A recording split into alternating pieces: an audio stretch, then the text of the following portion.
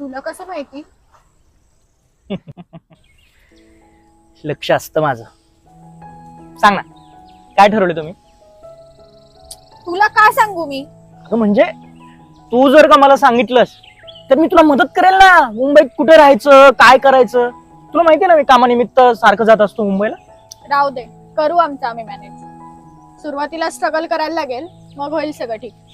अच्छा, आणि मग लग्न करू. बर. Register marriage. बापरे, आई बाबा ऐकणार नाहीत म्हणून का? पण तू सांगितलंस का आई बाबांना? त्यांना सांगण्यात काही पॉइंट आहे का? कारण त्यांना तर कास्ट महत्वाची वाटते. आत्यासोबत, इंदुताई सोबत जे काही झालं ते होऊन सुद्धा त्यांना कळत नाहीये की वाईट माणसाला कास्ट नसते.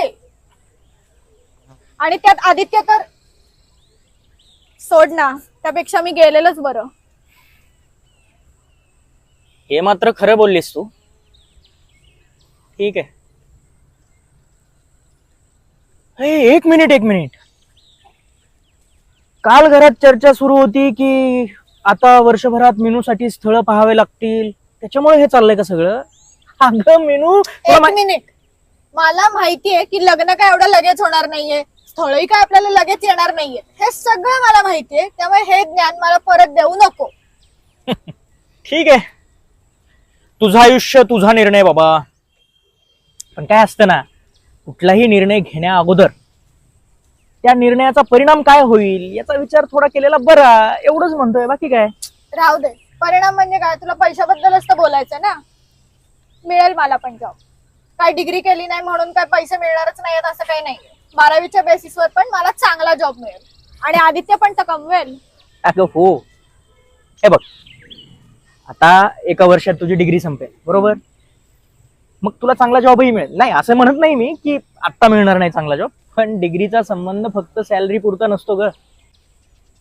म्हणजे तुला आता वाटतंय ना मी मुंबईला जाईल, काहीतरी करेल, जमेल, मला जमेलच.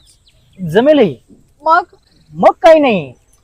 हे बघ, काहीतरी करू आणि नेमकं काय करायचंय याच्यातला फरक कळणं खूप महत्वाचं आहे विनू.